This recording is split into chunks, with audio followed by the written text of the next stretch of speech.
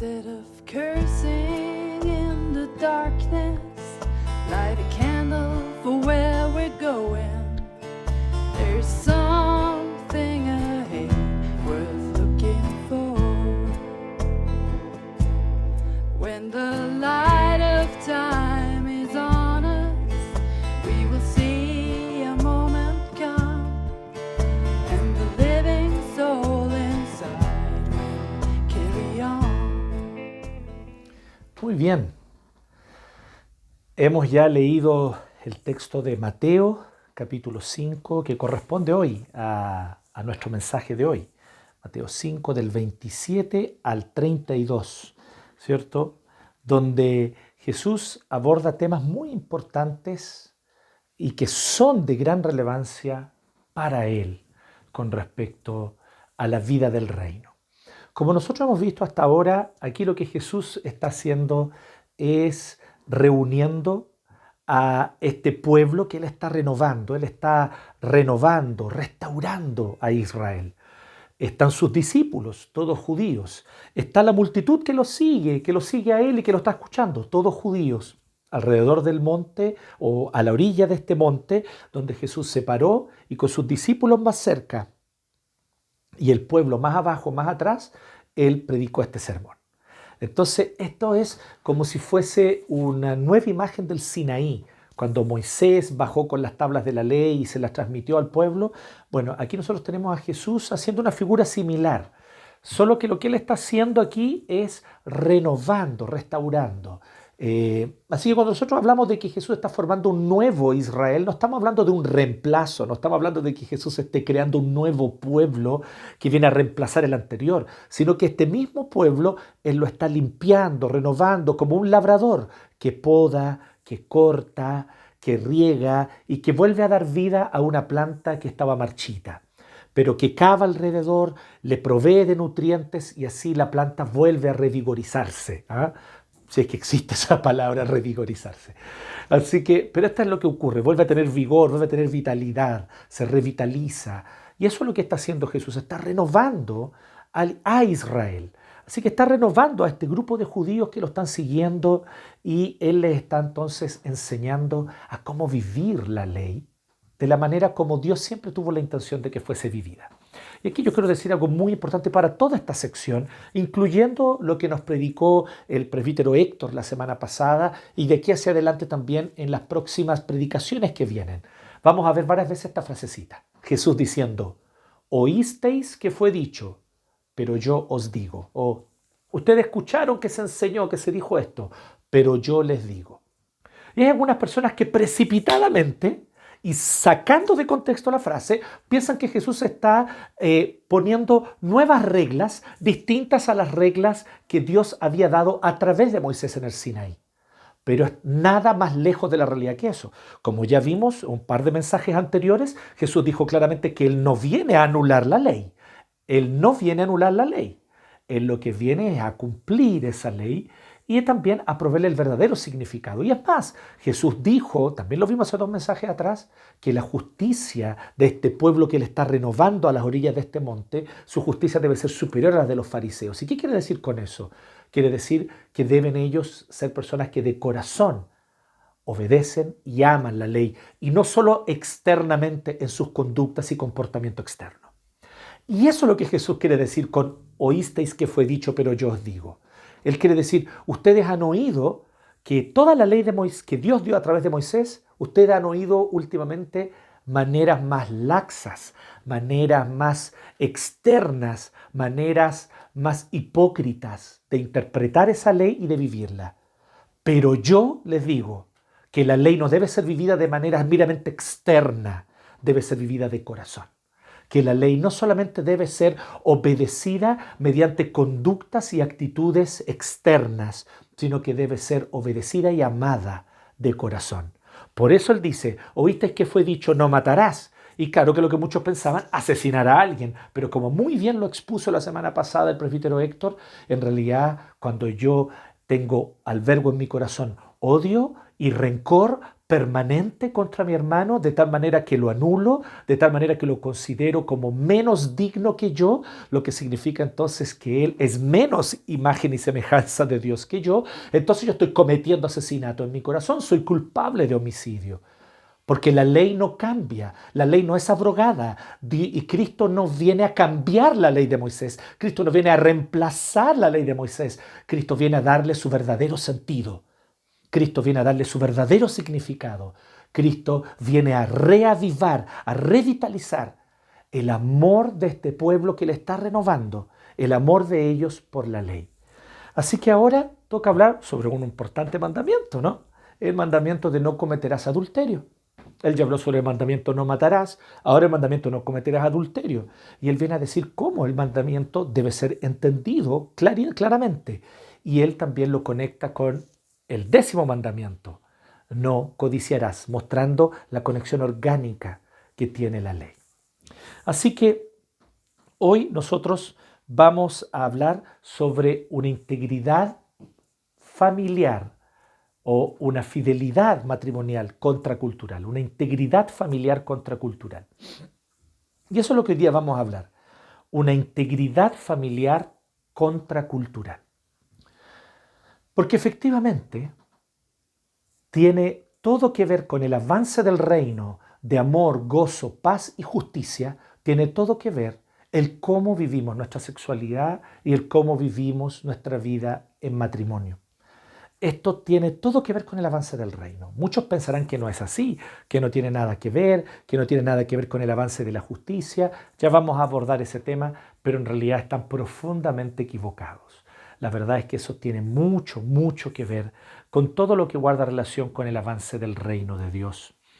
Así que lo que nosotros vamos a ver hoy es básicamente a partir de este texto que leímos, dos cosas fundamentales con respecto a la integridad familiar contracultural, una integridad familiar contracultural. Y lo que vamos a ver, primeramente, es que la pureza sexual importa. Esto es lo primero, la pureza sexual importa. Y vamos a ver por qué importa. No importa solo por motivos de moralidad personal o individual. No importa por motivos valóricos, no. Importa por motivos también de justicia social. Ya vamos a ver por qué. Y en segundo lugar, la integridad matrimonial importa. Y aquí incluso con mayor razón aún. Importa no solamente por un tema valórico y de moralidad personal. Es que estos son nuestros valores. Esta es nuestra forma de vivir nuestra moralidad como creyentes y los otros podrán tener otra forma de vivir su moralidad. Mientras nos respetemos unos a otros está todo bien. Técnicamente es un poco más profundo que eso. En realidad, la integridad matrimonial permite y trae grandes y potentes beneficios para todos en una vida en comunidad, en una vida en sociedad. Por lo tanto, Jesús está aquí proponiendo una verdadera agenda, nuevamente, contracultural. El Sermón del Monte es una agenda contracultural. Si vivimos conforme a estos valores y somos una comunidad de un pueblo que vive conforme a esta visión que Jesús nos presenta en el Sermón del Monte, caramba, ¿qué diferencia vamos a hacer? Tremenda diferencia vamos a hacer. ¿Qué tremenda diferencia haremos en el mundo? Tal vez no vamos a ver los resultados inmediatos, ni en 1, ni en 2, ni en 3 años, pero lo veremos a medida que vamos formando a nuestras nuevas generaciones conforme a esta visión que Cristo nos presenta aquí en el Sermón del Monte. Así que, primero que todo, lo que queremos hablar es esto. La pureza sexual importa. Y esto es lo primero que Jesús coloca. Como nosotros pudimos leer, Jesús dice claramente, ustedes han oído que se dijo, no cometas adulterio. Y Jesús no contrasta con la ley de Moisés, como dijimos, no contrasta con la ley que Dios dio a través de Moisés. Ese no es el contraste que hace. Jesús contrasta con las escuelas rabínicas de su época, la manera como interpretaban la ley de Moisés.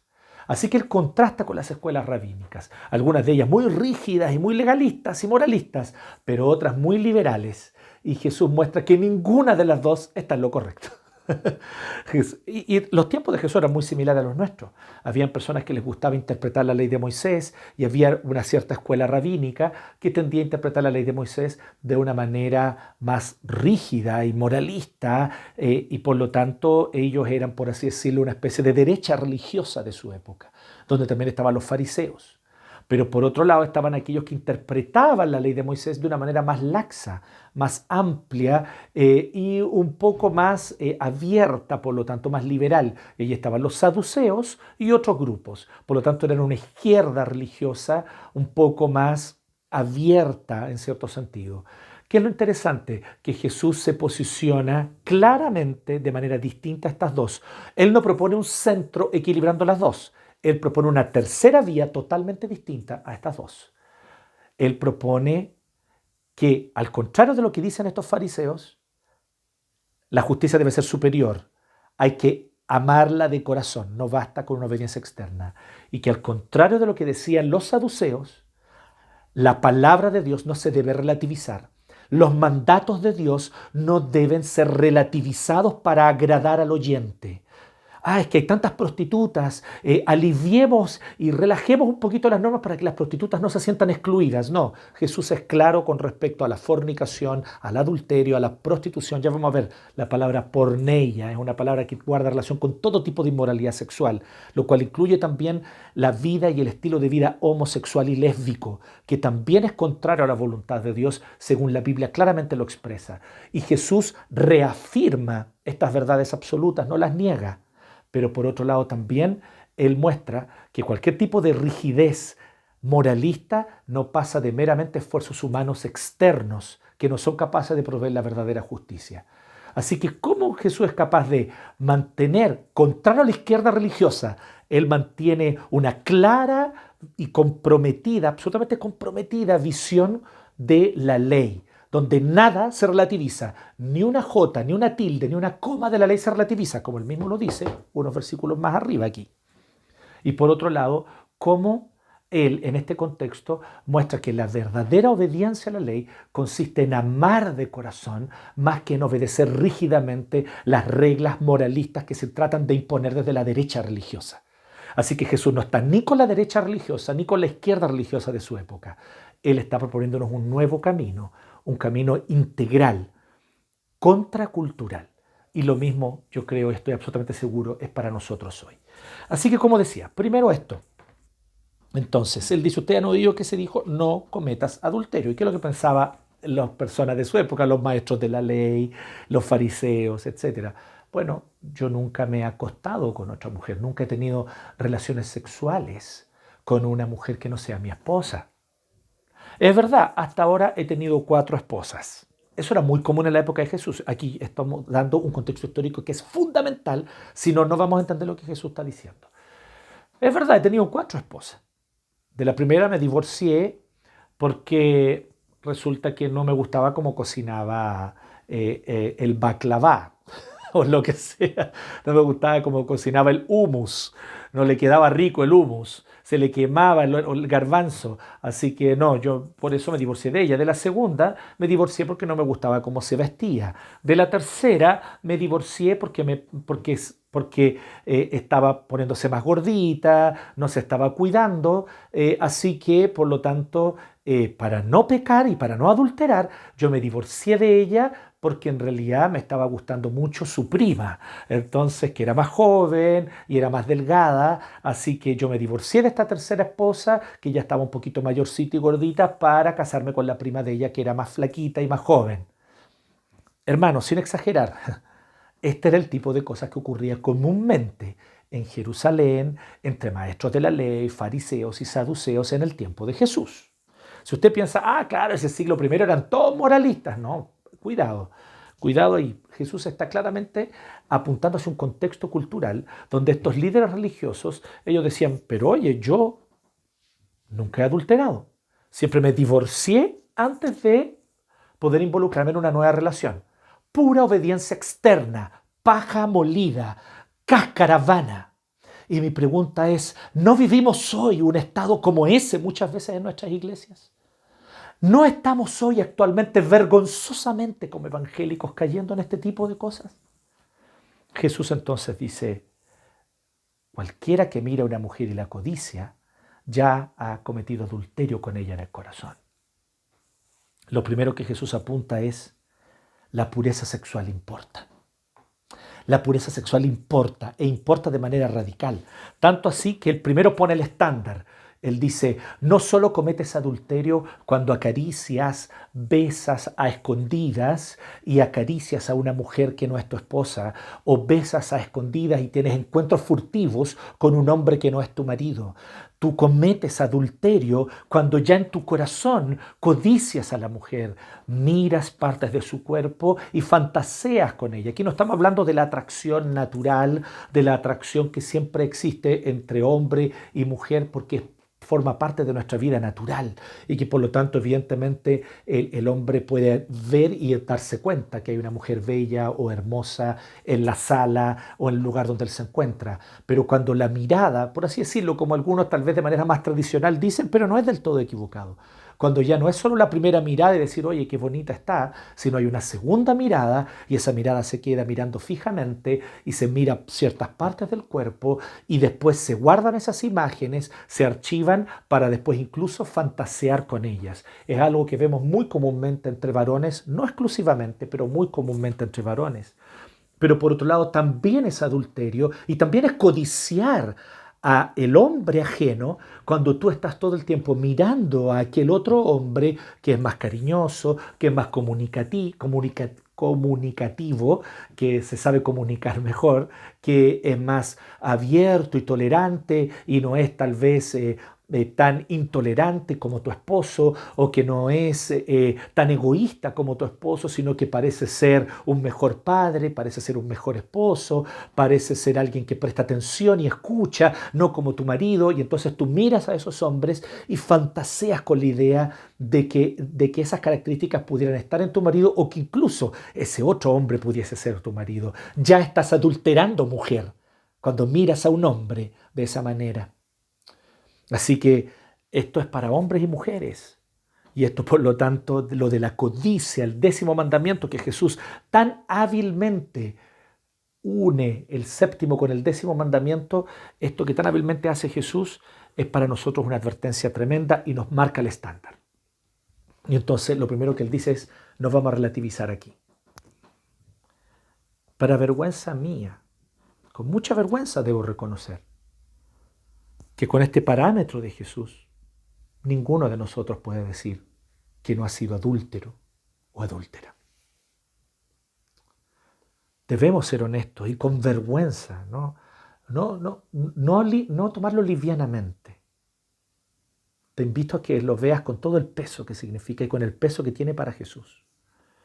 Efectivamente, hemos sido culpables de adulterio con este parámetro.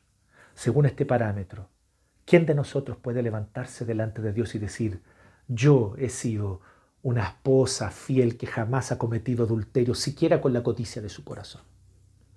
¿Quién de nosotros puede levantarse delante del Dios Todopoderoso y Omnisciente, que todo lo sabe, y decirle, yo he sido fiel a mi esposa y jamás he siquiera codiciado a otra mujer?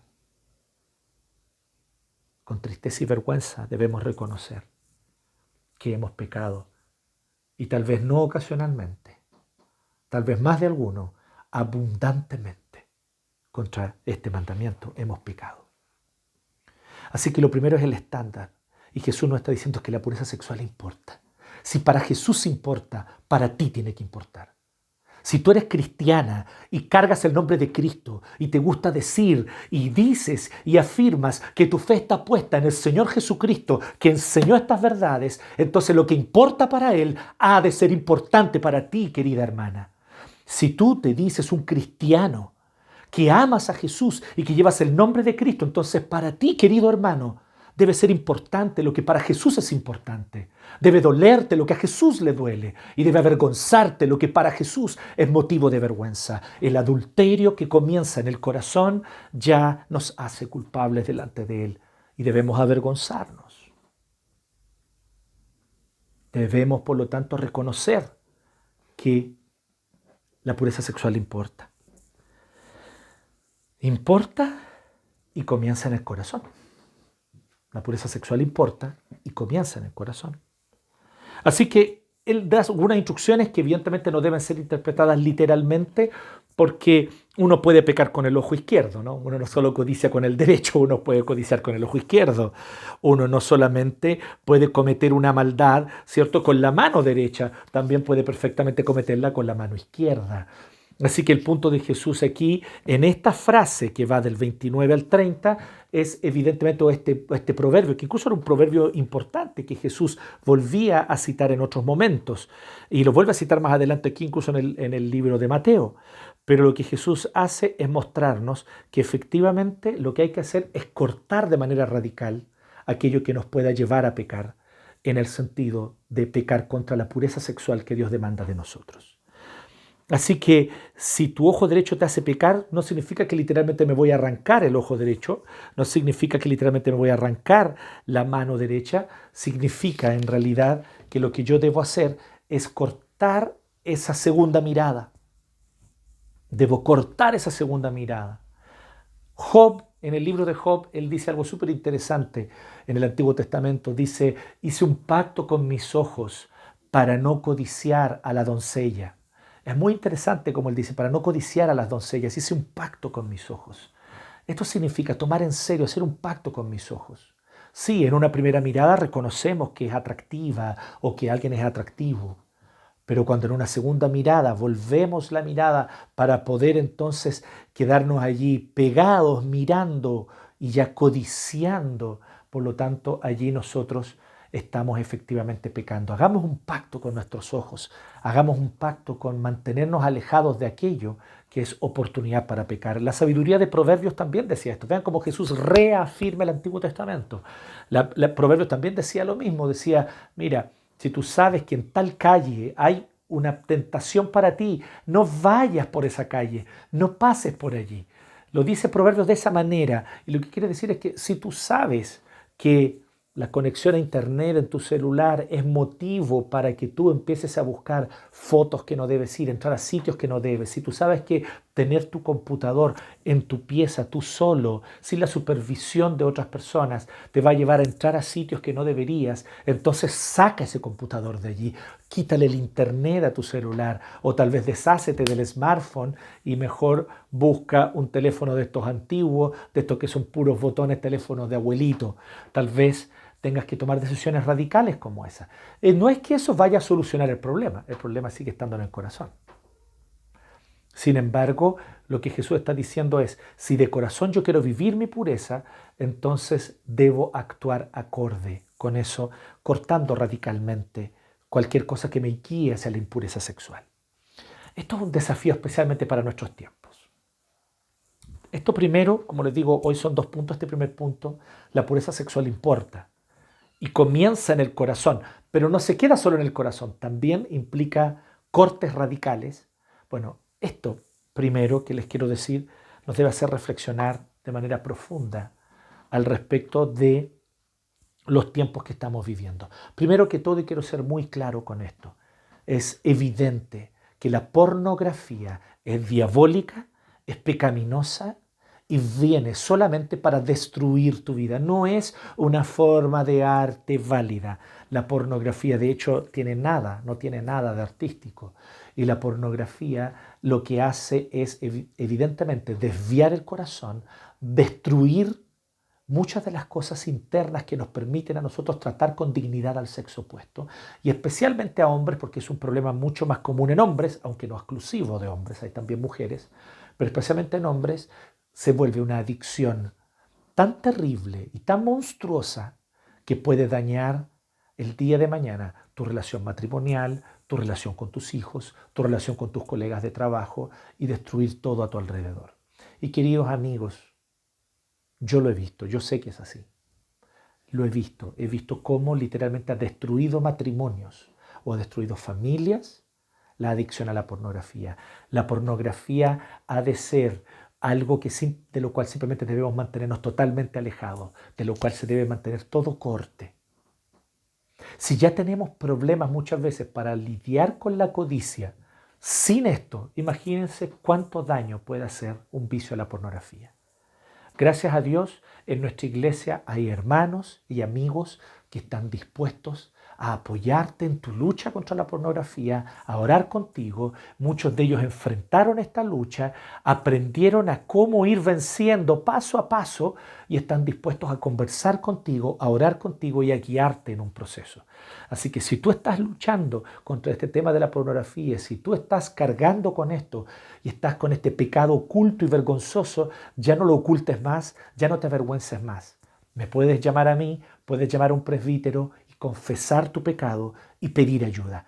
Pide ayuda. Satanás quiere que no lo digas. Satanás quiere que te quedes callado. Es el diablo el que te susurra. No lo cuentes porque te van a condenar. Mentira, no te vamos a condenar. Te vamos a extender los brazos porque conocemos la lucha y muchos de nuestros hermanos conocen personalmente la lucha con la pornografía y te van a ayudar a salir de ese proceso. No le creas a Satanás. Acude al llamado que en esta hora te estamos haciendo en el nombre de Jesucristo. Abandona la pornografía porque ella solo trae destrucción, porque no hay nada de hermoso en ella, porque denigra a la mujer, porque la trata como objeto y provee en nuestras mentes fantasías que finalmente terminan siendo una cultura de objetificación de la mujer. Esas mujeres que han de ser y que tú las debes tratar como hermanas, como hijas cuando son menores que tú, como madres como cuando son mayores que tú.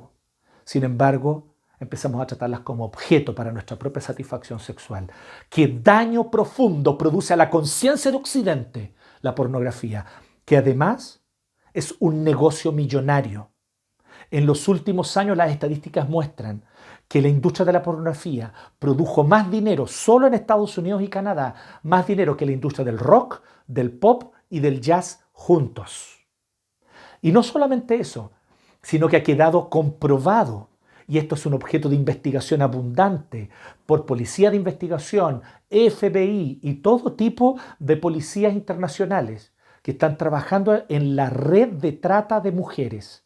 Hay verdaderas mujeres esclavizadas por detrás de la industria de la pornografía, mujeres que provienen de países pobres buscando oportunidades y se les engaña para que ellas terminen involucradas contra su voluntad en la prostitución, a veces desde los 14, 15, 16 años, teniendo que atender de 10 a 30 clientes diariamente. Clientes entre comillas, porque en realidad son abusadores. No, la prostitución no tiene nada de farandulístico. La televisión y la cultura actual nos quiere vender la prostitución como si fuese algo válido, trabajo sexual le llaman. Yo los quiero desafiar a que, como lo hicieron los grupos feministas en Suecia, junto con los cristianos de Suecia, que se unieron. ¿Y se unieron, saben para qué? Para proponer una nueva ley contra la prostitución en Suecia. Y para eso ellos propusieron redefinir la prostitución. ¿Y saben lo que ellos dijeron? Que la prostitución no es comercio sexual.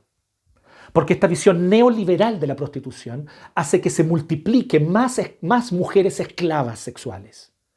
Entonces ellos dijeron, hay que redefinir. Y si aunque tú no lo creas, grupos feministas y cristianos se unieron en esto. Y se unieron para proponer una nueva definición de prostitución. ¿Y cómo lo definieron? Como abuso sexual mediado por dinero. O sea, yo pago para poder abusar de ti.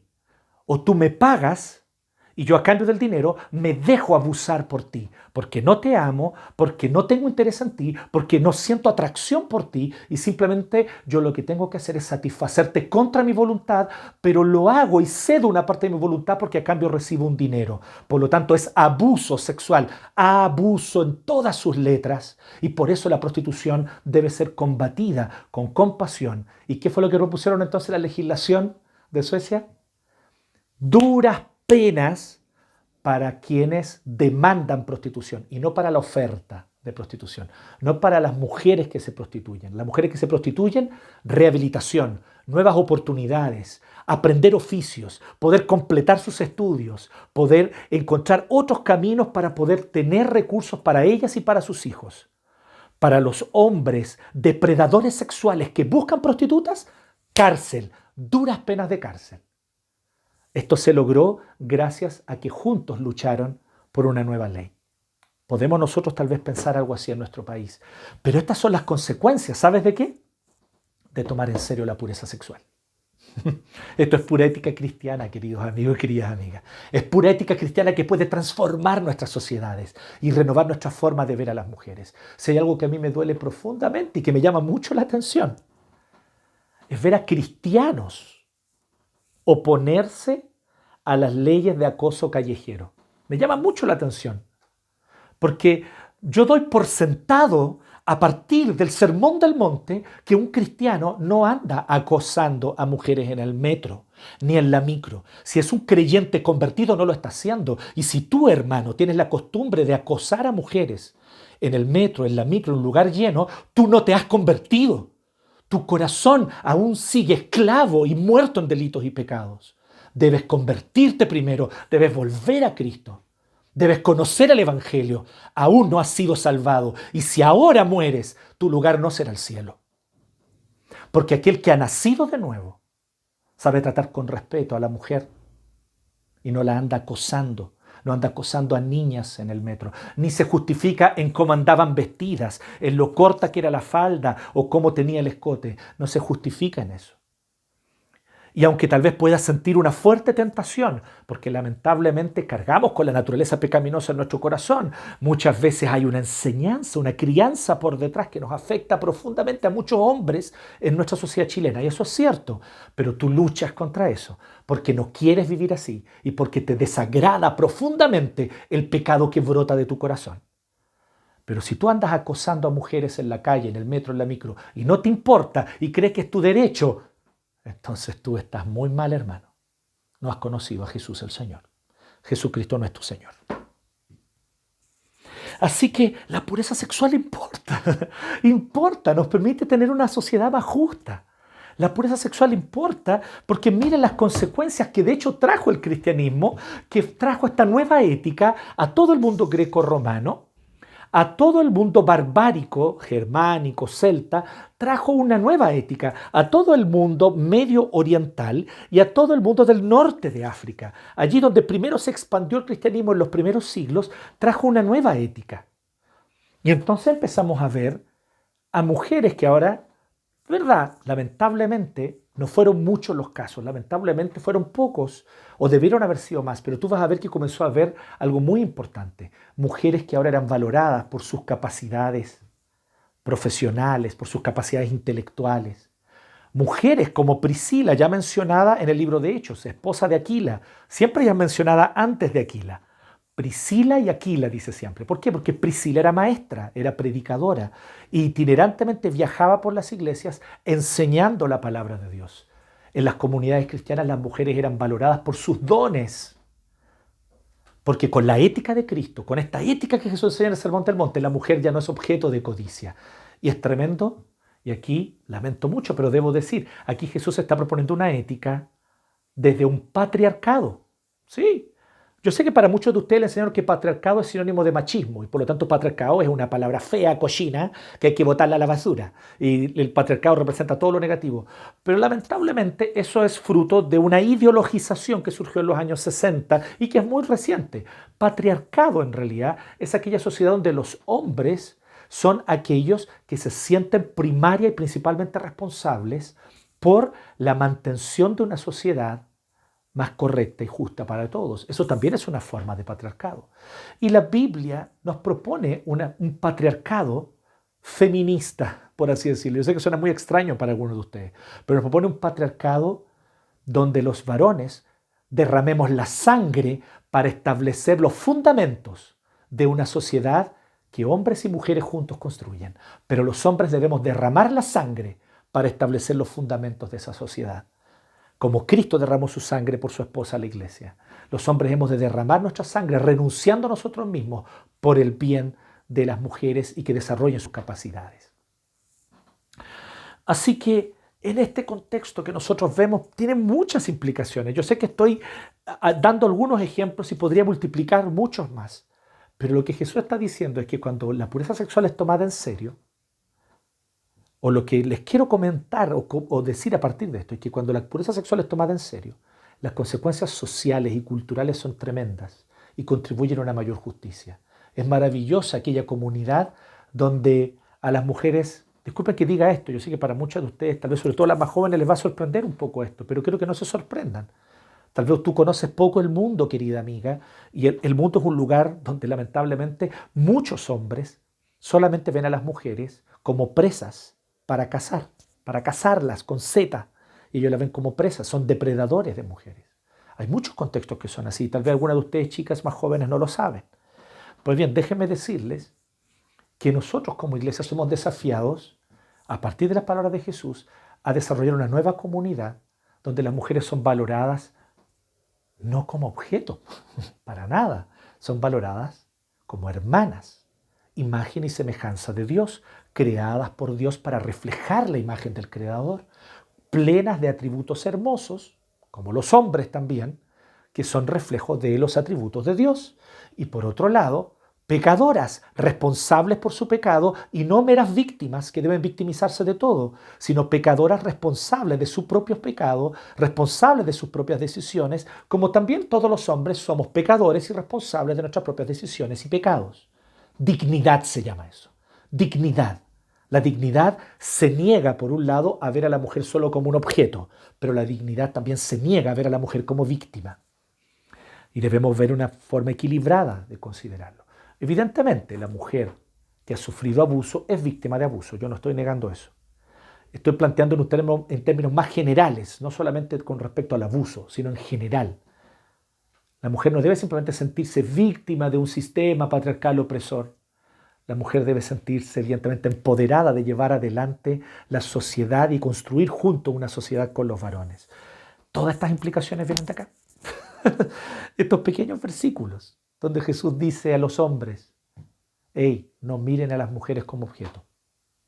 Ese pequeño versículo se abre y se extiende como rayos de luz que iluminan una noche oscura, que iluminan una sala oscura, iluminan nuestro mundo oscurecido y frío a causa de hombres que histórica y sistemáticamente han abusado de su posición de poder y de sus privilegios para utilizar a las mujeres como objetos para su propia satisfacción personal, hacer de ellas meras dueñas de casa que limpian la casa y la mantienen, hacer de ellas meras reproductoras que tienen a mis hijos, a mis herederos, hacer de las mujeres meros objetos sexuales para mi satisfacción.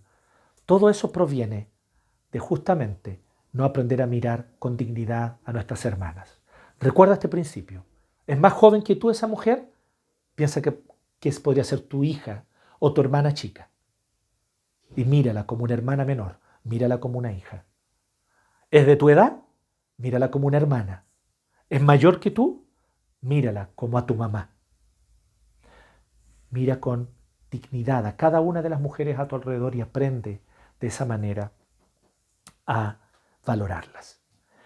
Bueno, hay mucho más que podríamos decir de este primer punto, pero vamos al segundo, porque el tiempo apremia. En segundo lugar, ya vimos, la pureza sexual importa y comienza en el corazón. En segundo lugar, la integridad matrimonial importa y comienza con un compromiso a toda prueba. La integridad matrimonial importa. Y yo sé que está de moda decir esto y pensar en estos términos, sobre todo en el Chile de estos últimos años. Que el debate por el matrimonio, por la familia, a favor del matrimonio, a favor de la familia, todo ese debate es propio de gente de la derecha y de la derecha religiosa, conservadora, que no le importa la justicia, que no le importan los temas de justicia social, que no le importan los pobres y solamente le importa lo que pasa de la cintura para abajo y todas estas burdas simplificaciones que yo sé que algunos de ustedes las han dicho porque yo se las he leído en redes sociales. Lamentablemente estas generalizaciones pueden tener algo de cierto, pero creo que están muy equivocadas en un cierto sentido, por lo menos si queremos hablar de Jesús. A Jesús le importa la integridad sexual, como ya vimos, y le importa la integridad matrimonial, no por razones valóricas o no por meras razones valóricas. Porque cuando tú dices en una sociedad moderna como la nuestra, eso es un tema valórico, significa, tiene que ver con valores que cada persona decide. Y como somos una sociedad pluralista, cada uno tiene sus valores, así que tú vives tus valores, pero respeta los valores del otro. Eso queremos decir con valórico. Por eso yo quiero decirle a ustedes que no es verdad. La integridad matrimonial no es un tema valórico. La integridad matrimonial no es un tema valórico, así como la pureza sexual no es un tema valórico, como acabo de mostrarles. La pureza sexual es un tema de justicia social, porque donde hay pureza sexual hay un trato digno a la mujer. Pues bien, donde hay integridad matrimonial hay mejores condiciones para salir de la pobreza, para dejar la delincuencia y para promover una sociedad más justa e igualitaria para todos. ¿Y sabes qué? Las estadísticas abundan, abundan.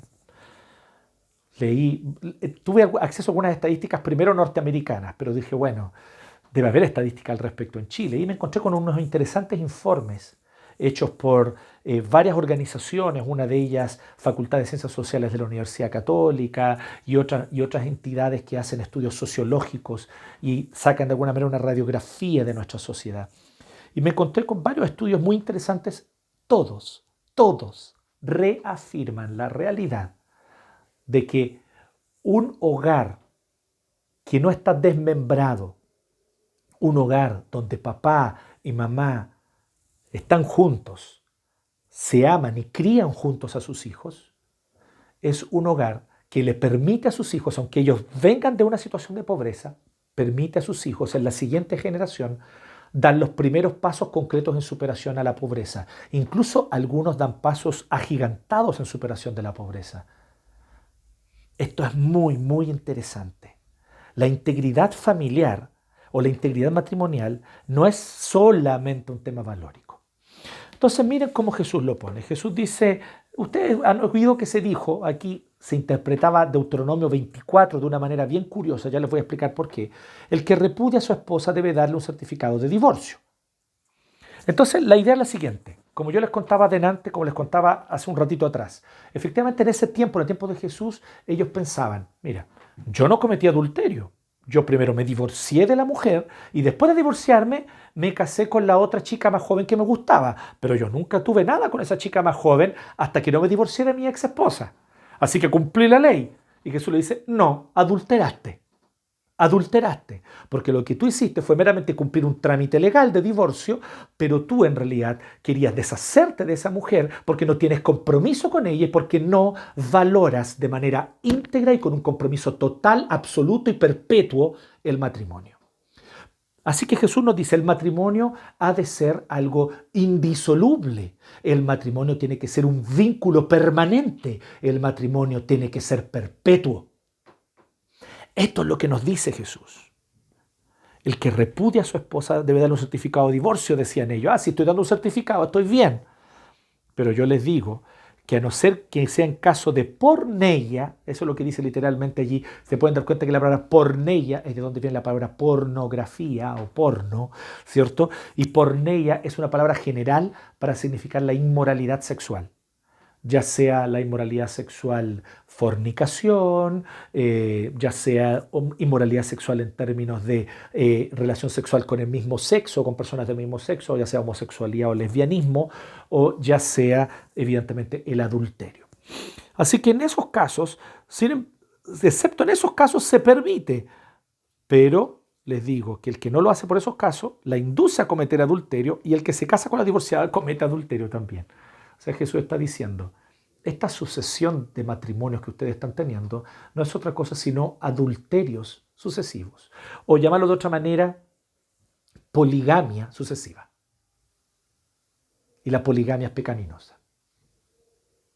Existe la poligamia, sin duda alguna, abierta, ¿cierto? Donde un hombre tiene varias esposas, por ejemplo, como en algunas de las sociedades más tradicionales. Pero aquí lo que nosotros vemos es que efectivamente lo que Jesús está condenando es la poligamia sucesiva, donde yo me caso con una, la dejo, me caso con otra, la dejo, me caso con otra. Y así entonces yo soy un polígamo, pero un polígamo sucesivo, no un polígamo simultáneo. Jesús aquí está resumiendo, y aquí Mateo en realidad está resumiendo la enseñanza de Jesús, que él mismo la pone más detallada más adelante, en Mateo 19, en el capítulo 19, Jesús habla sobre el divorcio desde el verso 1 en adelante y allí él pone la enseñanza más completa. Entonces, quiero invitarlos a que abran su Biblia allí para que me acompañen brevemente, Mateo 19, y tú vas a ver allí desde el verso 1 que habla sobre este tema, pero quiero enfocar desde el 3. Entonces leamos Mateo 19, 3 en adelante. Algunos fariseos se le acercaron y para ponerlo a prueba le preguntaron, ¿está permitido que un hombre se divorcie de su esposa por cualquier motivo? ¿No han leído?, replicó Jesús, que en el principio el Creador los hizo hombre y mujer. Entonces primero Jesús apela a la creación. Para él lo que Dios creó en el Edén es normativo, es como debemos vivir la humanidad. Los hizo hombre y mujer y dijo, por eso dejará el hombre a su padre y a su madre y se unirá a su esposa y los dos llegarán a ser un solo cuerpo. Así que ya no son dos, sino uno solo. Por lo tanto, lo que Dios ha unido, que no lo separe el hombre. Le replicaron, porque dicen, oye, queremos que nos digas si es lícito divorciarse, y tú nos dices que el matrimonio debe ser perpetuo. Es maravilloso como Jesús responde, porque Jesús le está diciendo, el punto no es cuáles son los motivos válidos para divorciarse. Están distrayendo la discusión. El punto es, el matrimonio ha de ser o no ha de ser indisoluble. Y él dice, ha de ser indisoluble. Entonces dice, le replicaron, ¿por qué entonces mandó Moisés que un hombre le diera a su esposo un certificado de divorcio y la despidiera? Como efectivamente aparece en Deuteronomio 24. Moisés les permitió divorciarse de su esposa por lo obstinados que son, respondió Jesús. Pero no fue así desde el principio. O sea, fue por la dureza de su corazón. Les digo que, excepto en caso de infidelidad conyugal, el que se divorcia de su esposa y se casa con otra, comete adulterio. Así que, efectivamente, y Jesús continúa hablando sobre este tema un poco más. Pero aquí está, de alguna manera, el detalle un poco más amplio de la enseñanza de Jesús. Así que, si tú lees Mateo 5, 31 y 32, a la luz de Mateo 19, vas a entender más claramente lo que está queriendo decir Jesús. Jesús está diciendo que el matrimonio es un vínculo perpetuo. Solo la muerte debe separarlos. Miren, Jesús ni siquiera está diciendo que en caso de adulterio debe haber divorcio. Lo que Jesús dice, y lo dice claramente Moisés, es que en caso de adulterio puede, ahí estaría permitido, puede haber divorcio. Pero aún en caso de adulterio, es como si el Señor estuviese diciendo, sería mejor que hubiese perdón, reconciliación, que hubiese evidentemente restitución de parte del cónyuge que pecó y entonces seguir juntos adelante. Yo suelo decir, esto lo escuché de un otro pastor, evidentemente la frase no es mía, que después de una situación de adulterio lo que debe haber es un nuevo matrimonio con el mismo cónyuge. Ya no es posible tener el matrimonio que había antes, ya no es posible volver a lo que había antes. El adulterio es destructivo. El adulterio es nocivo, el adulterio es tóxico, daña las confianzas y quiebra las cosas más caras y profundas del vínculo matrimonial. Sin embargo, Jesús mismo nos da el ejemplo, porque Jesús es Jehová, el Señor, Rey, Dios y Creador del Antiguo Testamento, que escogió a su pueblo y que la amó como a una esposa. Pero el pueblo de Israel fue una mujer adúltera, una esposa adúltera que se desvió tras otros dioses y en su idolatría adulteró con muchos otros dioses. ¿Y qué hizo Jehová? Evidentemente que la despidió, sin embargo, después la perdonó, la llamó y la hizo su esposa de nuevo. Y reinició el vínculo con ella. Eso tú lo puedes ver en el libro de Oseas, en el Antiguo Testamento. ¿Ah? Entonces, y también en otros profetas, pero específicamente en el libro de Oseas. Entonces Dios mismo nos da el ejemplo, Jesús mismo nos da el ejemplo. Él no se separa de la iglesia, Él no se separa de su pueblo, Él no se divorcia, Él lo ama. Pero este pueblo muchas veces peca y adultera espiritualmente. El Señor perdona y restaura.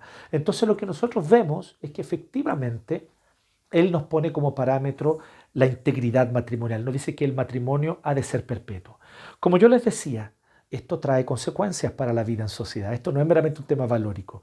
Una de las cosas que más me llama la atención es que aquellos grupos que están muy preocupados, grupos políticos, que están muy preocupados con la justicia social, con el bienestar de los más pobres y desfavorecidos, que tienen un discurso muy claro con respecto a la necesidad de la solidaridad en sociedad para cuidar de los más desvalidos, que nosotros tratamos de identificar generalmente con la izquierda.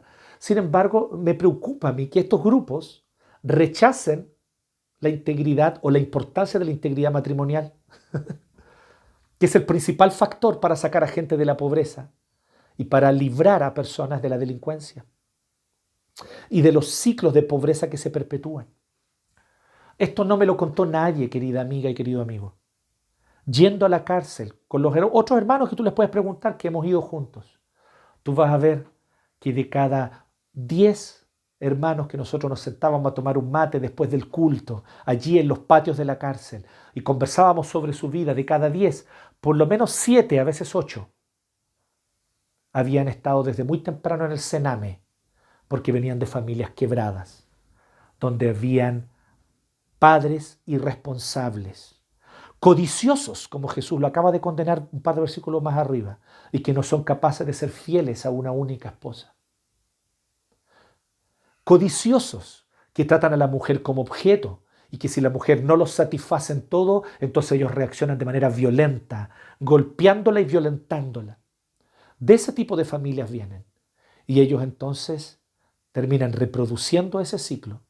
A pesar que dicen, no, yo amo a mi mamita es maravillosa, pero ellos, el mismo daño que sus padres le hicieron a sus mamitas, ellos se los hacen después a sus parejas y a sus esposas, reproduciendo así un ciclo donde generación tras generación no salen de la pobreza.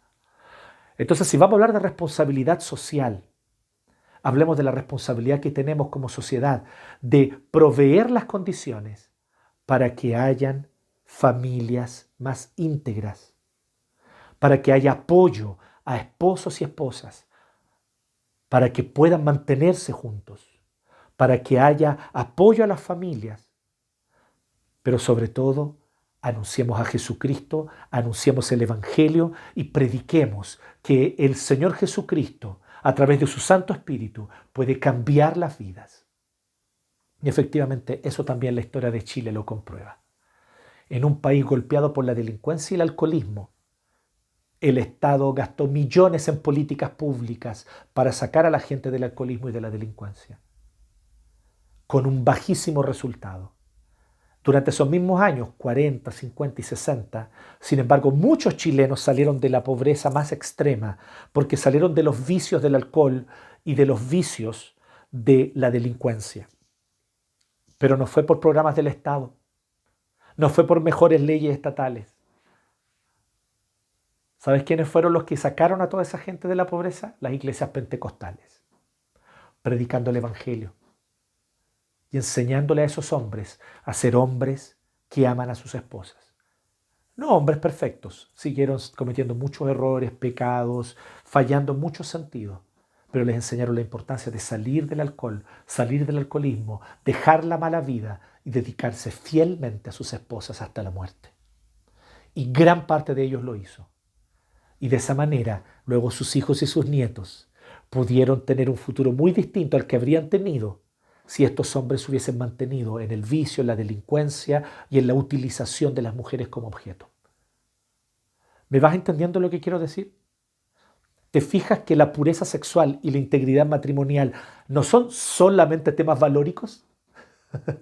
Son temas de justicia. Están directamente relacionados con la justicia. Así que hemos de defender la pureza de la sexualidad bíblica, porque esto es bueno para todos los hombres, para todas las mujeres.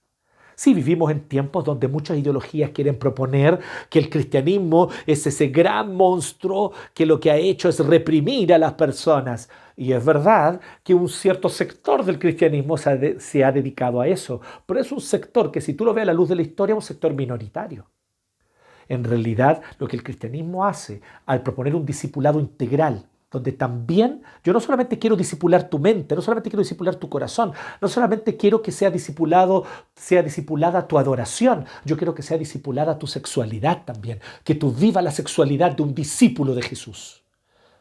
Quiero que sea discipulada tu rol, discipulado tu rol como esposa y como esposo.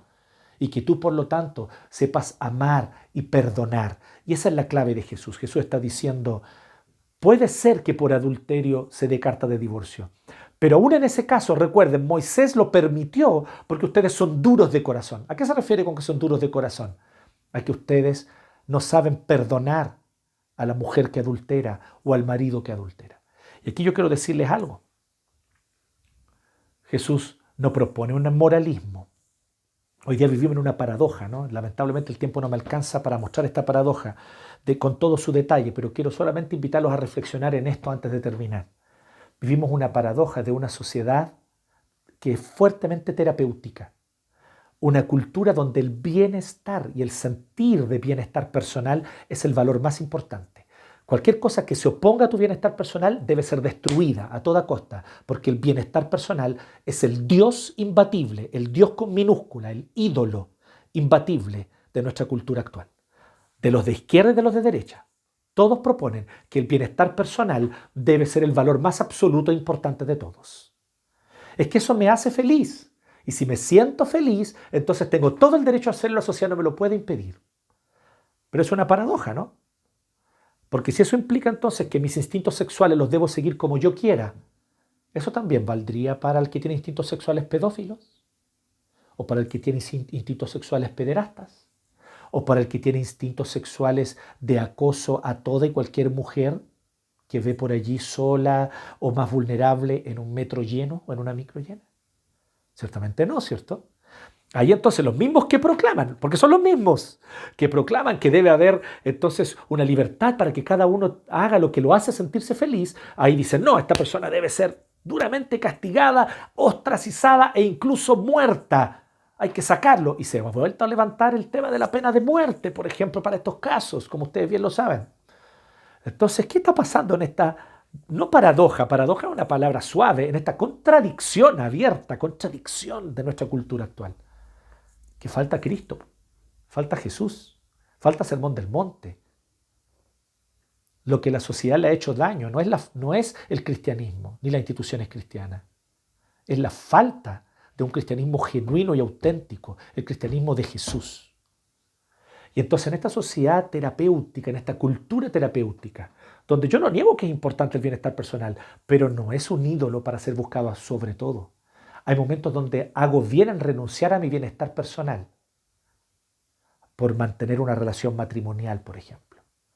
Yo me sentiría mucho mejor, tal vez si soy una mujer, una esposa, me sentiría mucho mejor abandonando a mi marido adúltero y dejándolo. Y voy a sentirme mucho más libre y tranquila, ya no voy a tener un cacho en la casa. Pero tal vez si yo me abro a perdonarlo, no a someterme a cualquier cosa, poniendo claras condiciones y reglas, poniendo claras condiciones, vamos a trabajar juntos en esto. Tú vas a ir y vas a confesarle el pecado al pastor. Tú vas a ir y vas a confesarle el pecado a un terapeuta. Y ¿sabes qué? Y se acabó gastar plata en otras cosas. Vamos a invertir dinero en una terapia juntos y vamos a aprender a lidiar con esto juntos. Y vamos a ir constantemente a donde el presbítero, a donde el pastor, para que oren con nosotros, para que nos aconsejen conforme a la palabra. Sí, es incómodo. Sí, me incomoda mi bienestar personal. Pero ¿sabes qué?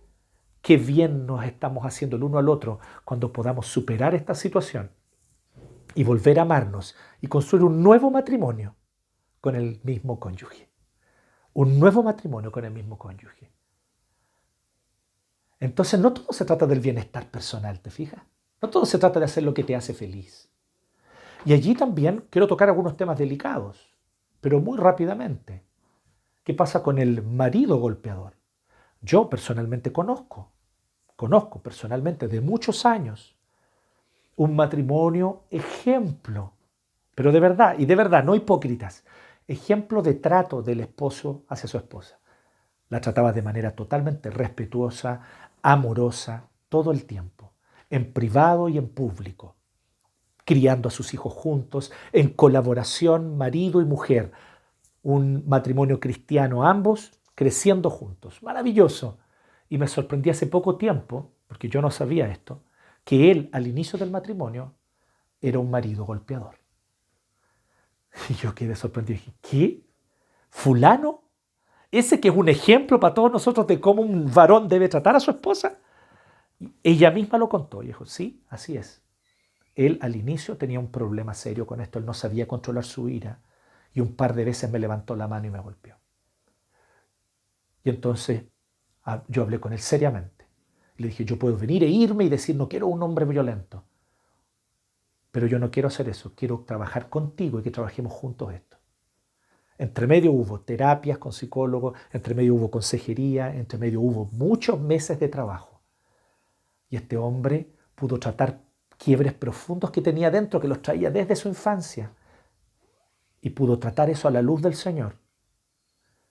Y hoy, muchos años después, terminar siendo un esposo ejemplar, incluso diría yo, en cómo él trata y ama con cuidado, con respeto a su mujer, a sus hijos, con un amor, una paciencia, una casa donde tú no ves violencia.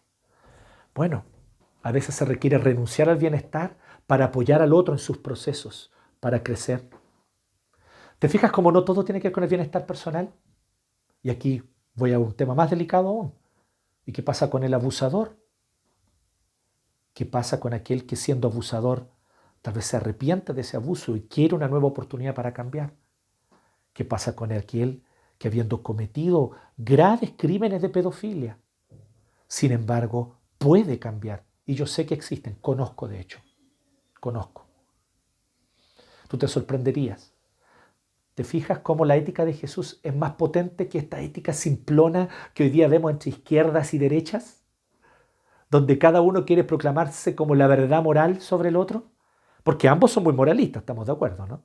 Hay mucho moralismo en la izquierda, mucho moralismo en el progresismo, muchísimo. Que no puedes mirar a la mujer así, no puedes tocar a la mujer de esa manera, no puedes hablarle de esa forma, no puedes usar tales palabras, porque si usas tales palabras son palabras misóginas, un moralismo que ni los fariseos del tiempo de Jesús tenían. Y por otro lado, un fuerte moralismo que todos conocemos de un lado más de una moralidad y de un moralismo más tradicional.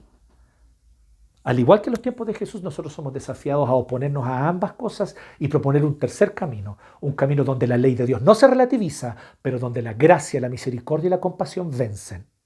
Porque la gracia, la misericordia y la compasión, cuando el Espíritu de Dios está actuando sobrenaturalmente, pueden transformar una vida y transformarla para siempre.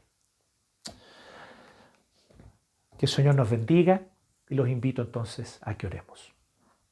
Gracias Dios por tu palabra, gracias por tu inmensa misericordia mostrada en Cristo, gracias por el nuevo camino que tú nos propones en Cristo.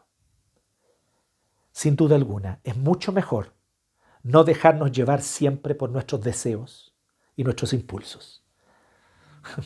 La gente necia e ignorante piensa que eso es reprimirse y no tienen idea, Señor, que en realidad no nos estamos reprimiendo. Hay gozo cuando le decimos no a la tentación sexual. Hay gozo cuando le decimos no a ese impulso que va contra tu voluntad.